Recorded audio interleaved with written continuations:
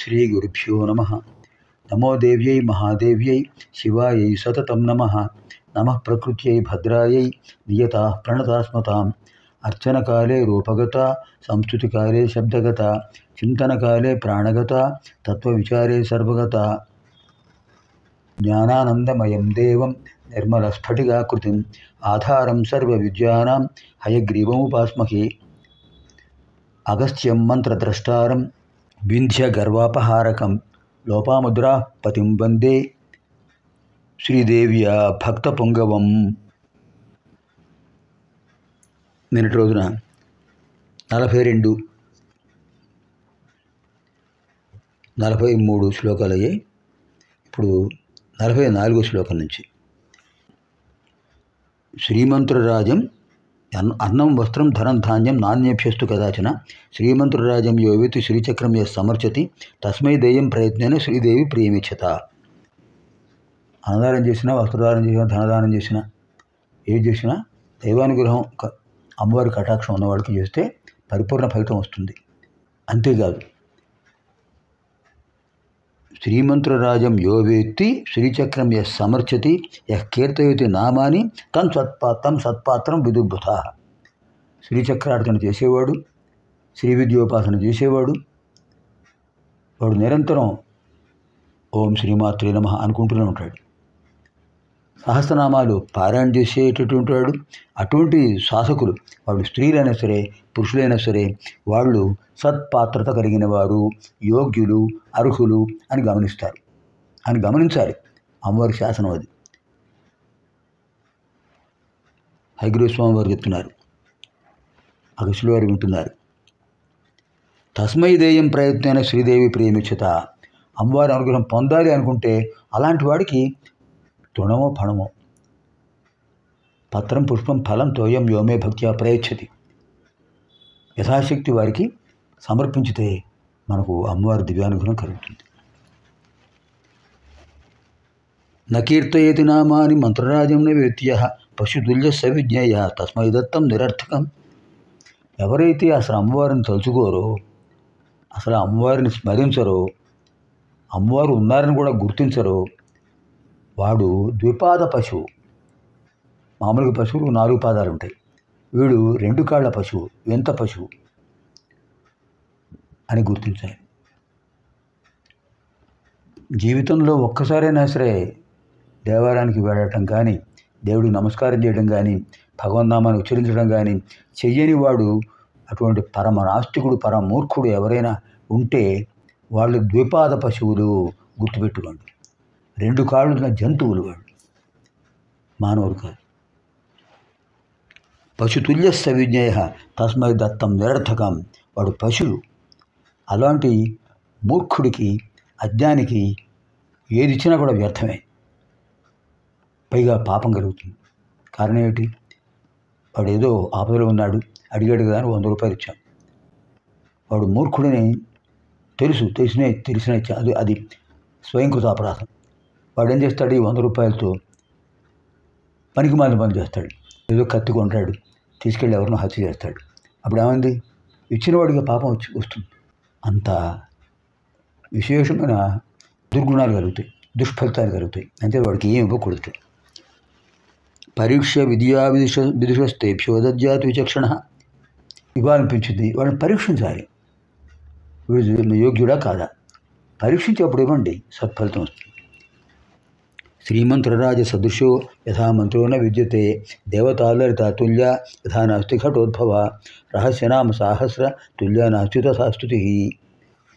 నాయన ఘటోద్భవ, అగస్త్య మహర్షి, శ్రీమంత్రంతో సమానమైన మంత్రం ఏదీ లేదు. లలితాపరాభట్టారికతో సమానమైనటువంటి దేవత ఎవరూ లేరు. సహస్రనామాలతో సమానమైనటువంటి స్తోత్రం ఏదీ లేదు. లిఖిత్వా పుస్తకే యస్తు నామ సాహస్రముత్తమం సమర్చేత్ సదా భక్త్యా తస్య దృశ్యతి సుందరి. ఎవరైతే అమ్మవారు నామాలను రోజుకొక నామం, లేదా రోజుకొక 2 నామాలు, రోజుకొక శ్లోకం అలా అనుకుంటూ రాస్తే ఒక పుస్తకంలో, లేఖన పుస్తకంలో వారికి అమ్మవారి అనుగ్రహం పరిపూర్ణంగా లభిస్తుంది. బహునాత్రకి ముక్తేన శృణుత్వం కుంభ సంభవ నానేన సదృశం స్తోత్రం సర్వతంత్రేషు విద్యతే తంత్ర అంటే తంత్ర గ్రంథాలు అంటే మంత్రశాస్త్ర గ్రంథాలు. అగస్త్య, బహునాత్రక విముక్తి అనే ఇన్ని మాటలు చెప్పడం దేనికయ్యా? ఒక్కటే చెప్తున్నావు నేను. సహస్రనామ స్తోత్రంతో, లలితా సహస్రనామ స్తోత్రంతో సమానమైనటువంటిది మంత్రశాస్త్రంలో ఏ గ్రంథంలోనూ కూడా సమానమైనది లేదు లేదు లేదు. తస్మాత్ ఉపాసకో నిత్యం కీర్తయేదిదమాదరాత్. అందుచేత ఉపాసకులు తప్పనిసరిగా లలితోపాసకులై ఉండాలి, లలితా సహస్రనామ పారాయణ చేయాలి వాళ్ళు. ఏతన్నామ సహస్రైస్తు శ్రీచక్రమ్యోర్చయేత్సకృ పద్మైర్వా తులసీపత్రై కల్హారైర్వా కదంబకై చంపకైర్జాదికుసుమై మల్లికాకరవీరకై ఉత్పలైర్బిల్వపత్రైర్వా కుందకేసరపాటలై అన్యై సుగంధికుసుమై కేతకీ మాధవీముఖై తస్య పుణ్యఫలం వక్తుం న శక్నోతి మహేశ్వరః ఇతి లలితాదేవి స్వచక్రార్చన జంఫలం. ఎంత గొప్ప చెప్పారండి.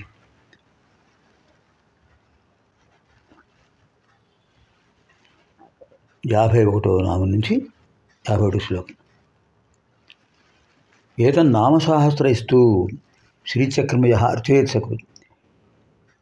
శ్రీచక్రాన్ని పూజాగృహంలో పెట్టుకుని ఒక్కొక్క నామం చదువుతూ కుంకుమతో అమ్మవారిని పూజించిన సాధకుడు ఆ వ్యక్తి పద్మైర్వా తులసీపత్రై పద్మాలతో కానీ, తులసీపత్రై తులసి దళాలతో కానీ, కల్హారైర్వా కలువలతో కానీ, కదంబకై కదంబ పుష్పాలు వాటితో కానీ, చంపకై సంపెంగ పుష్పాలతో కానీ, సంపెంగ పూలతో కానీ, మల్లికా కరవీరకై మల్లికా పుష్పాలు మల్లెపూలతో కానీ, కరవీరక గన్నేరు పూలతో కానీ, ఉత్పలై ఎర్ర కలువలతో కానీ, బిల్వపత్రై మారేడు ఆకులు బిల్వదళాలు వాటితో కానీ, కుంద కేసర పాటలై అలాగే కుంద విశేషంలో కుంద కేసర అంటే తోకమల్లిపూలు అంటారు వాటితో కానీ, పాటల అంటే గులాబీ పూలు, పాటలై గులాబీ పూలతో కానీ, అన్యై సుగంధి కుసుమై ఇంకా ఏవైనా సరే సుగంధ భరిత పరిమళ భరిత పుష్పాలతో కానీ, కేతకీ మాధవీ ముఖై కేతకి అంటే మొగలి పూలతో కానీ, మాధవీ పుష్పాలతో కానీ అర్చించిన వాళ్ళ ఫలితం ఎంతో చూసినండి. తస్య పుణ్యఫలం భక్తం నశక్నోతి మహేశ్వర. పరమేశ్వరుడు కూడా వాడు పొందే పుణ్యాన్ని వర్ణించలేట. అన్యే కథం విజానీయు బ్రహ్మాద్య స్వల్పేత సహా. మిగతా వాడికి ఏం తెలుస్తుంది? బ్రహ్మాది దేవతలు కూడా వాడు పొందే ఫలితాన్ని వర్ణించలేరు.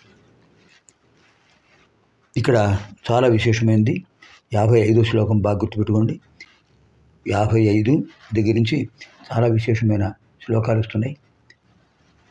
ప్రతి మాసం పౌర్ణమాస్యాం ఏభిర్నామ సహస్రకై.